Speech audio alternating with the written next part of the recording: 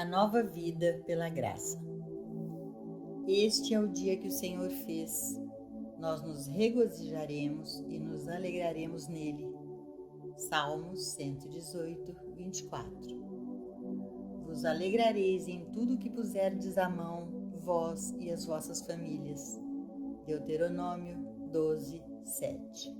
Deus está derramando-se e expressando-se como um ser harmonioso e como um universo harmonioso. O mundo, no entanto, não está desfrutando da harmonia desse universo ou da harmonia do ser de Deus. Mas isso não ocorre porque Deus está retendo essa harmonia de alguém.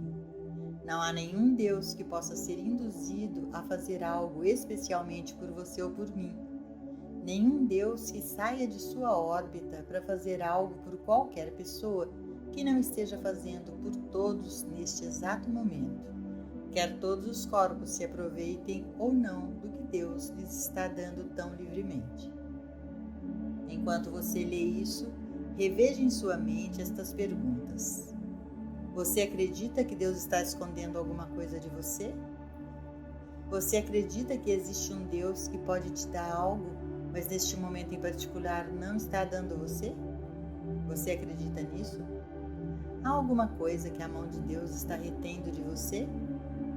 Existe alguma maneira de você chegar a Deus para fazer Deus perder algo que você gostaria de ter e dá-lo a você? A maioria dos ensinamentos religiosos do mundo são baseados na crença de que existe uma maneira de influenciar Deus e assim persuadir Deus a agir em nosso favor. E agora eu lhe pergunto, você acredita nisso? Você acredita que pode encontrar uma maneira de coagir Deus, influenciá-lo ou suborná-lo com dinheiro, orações, sacrifícios, dízimos ou com promessas de ser bom? Você acredita que isso influencia Deus em seu favor? Você acredita que existe uma maneira de abrir a mão de Deus e libertá-la das bênçãos que você acha que Ele está lhe negando? Liberte-se da crença de que há um Deus retendo qualquer coisa de qualquer pessoa e em qualquer lugar por qualquer razão. Deus não está dando algo a uma raça e retendo de outra ou a uma igreja e retendo de outra. Não há verdade maior em toda a Escritura do que essa. Sua chuva cai igualmente sobre os justos e os injustos. Mateus 5, 44, 45. Uma vez que você começa a perceber que Deus não faz acepção de pessoas, a libertação interior que vem de tal reconhecimento dissolve qualquer forma de preconceito ou intolerância racial, preconceito religioso, prejuízo econômico ou social que você possa ter entretido. Você já sabe que o sol nasce e se põe num horário que pode ser marcado com centenas de anos de antecedência. As marés sobem e descem em um horário definido. As estações vêm e vão num horário definido. Sol, lua e estrelas se movem em suas órbitas em um horário definido, sem que ninguém ore a Deus para que isso aconteça, sem que ninguém tente influenciar Deus. Você sabe quanto sucesso alguém teria se orasse a Deus para interferir com a regularidade desses fenômenos naturais? Ele não teria peso algum com Deus, e tudo que poderia fazer no final seria destruir-se a si mesmo por suas vãs imaginações. A graça de Deus opera por causa de Deus, não por causa do homem. Muitas pessoas chegaram aos últimos anos de sua vida frustradas, derrotadas e amarguradas porque oraram por anos, oraram por coisas que não aconteceram. Em vez disso, cada pessoa deve se libertar pela prática consciente e persistente de qualquer crença em um Deus retentor. Aqui e agora, eu desisto de qualquer tentativa de influenciar Deus em meu nome ou em nome de outro.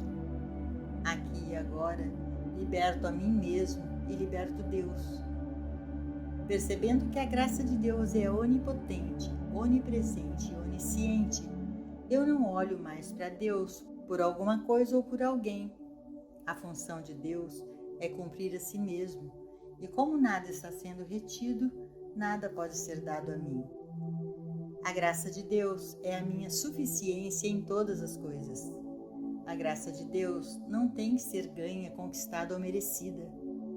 A graça de Deus está fluindo tão livremente na experiência deste mundo quanto no nascer e pôr do sol, no refluxo e fluxo das marés e no movimento ordenado dos planetas. A graça de Deus é livre e presente em toda parte. O lugar onde estou é solo sagrado, porque a graça de Deus está aqui, e a graça de Deus estaria aqui mesmo se eu fosse o maior pecador do mundo. Minha compreensão desta verdade começaria imediatamente a limpar qualquer pecado e as penalidades por tal pecado, nenhum dos quais Deus trouxe sobre mim, mas todos os quais eu trouxe sobre mim mesmo, vivendo uma vida à parte desse reconhecimento da graça de Deus. Eu relaxo e descanso na sempre presente graça de Deus.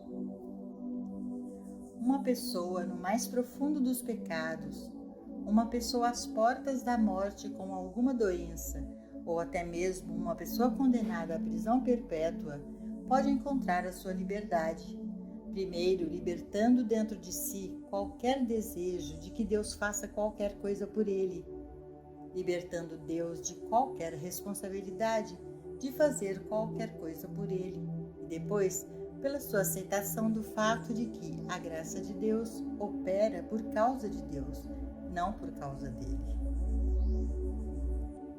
Libertando Deus. Acender velas não influencia Deus.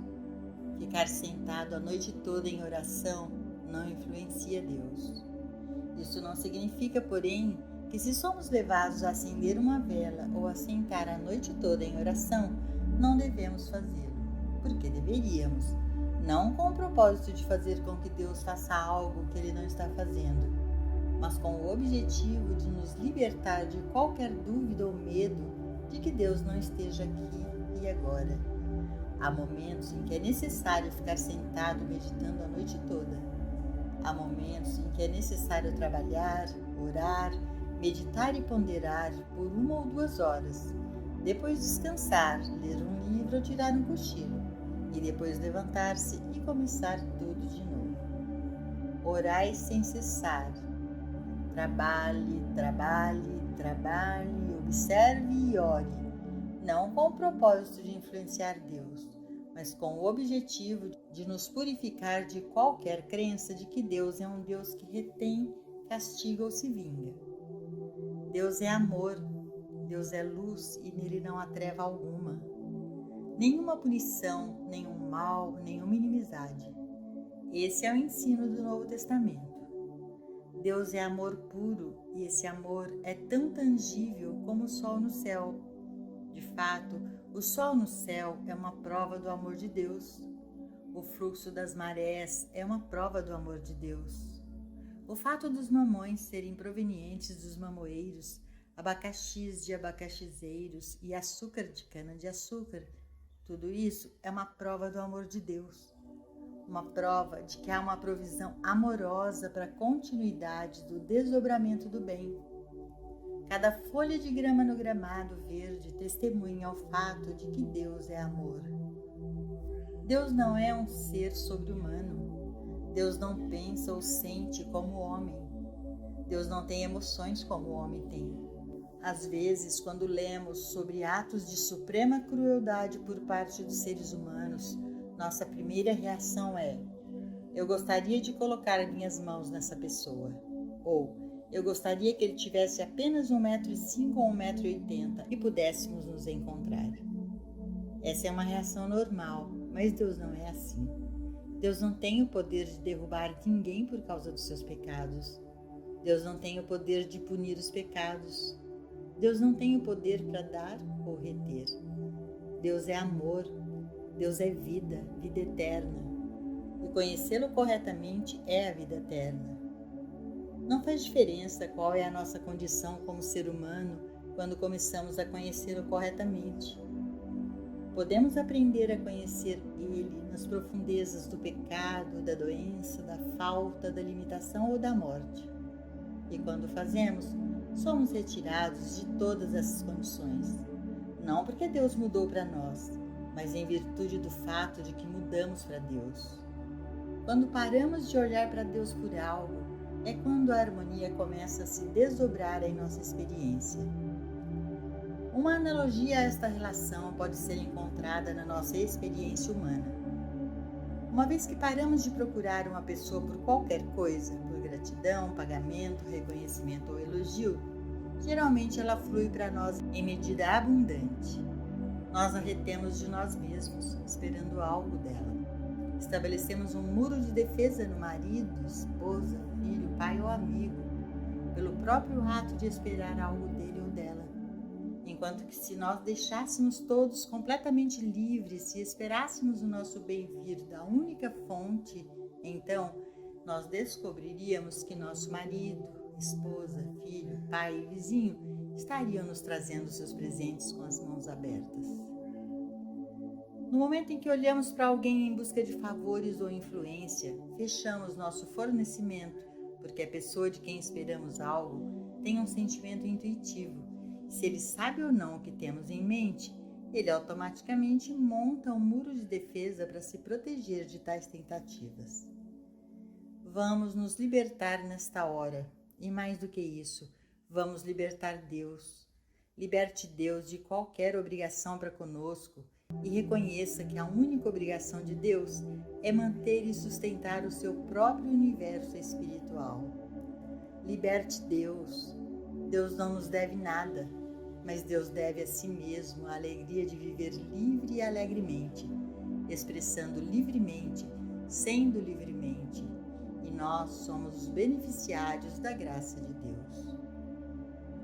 No verdadeiro trabalho espiritual, nenhuma exigência é feita um sobre o outro, mas todos são livres para trabalhar seu próprio desdobramento à sua maneira. Não há tu deves ser, nem há tu não deves ser. E é por esta razão que encontramos um vínculo espiritual tão profundo entre nós. É um laço que se constrói sobre o amor, e no amor não há obrigações. No entanto, todos estamos vinculados a nossos próprios conceitos do que aceitamos. Estamos ainda presos em nossos conceitos religiosos, porque esses conceitos errôneos de Deus nos limitam e nos mantêm em cativeiro. Repetidamente enfatizei que uma de nossas principais tarefas é entender a natureza de Deus. Uma vez que entendemos isto, nunca podemos pedir nada a Deus, nem podemos aconselhar Deus sobre nada. Portanto, quando oramos ou meditamos, não é com o propósito de influenciar Deus.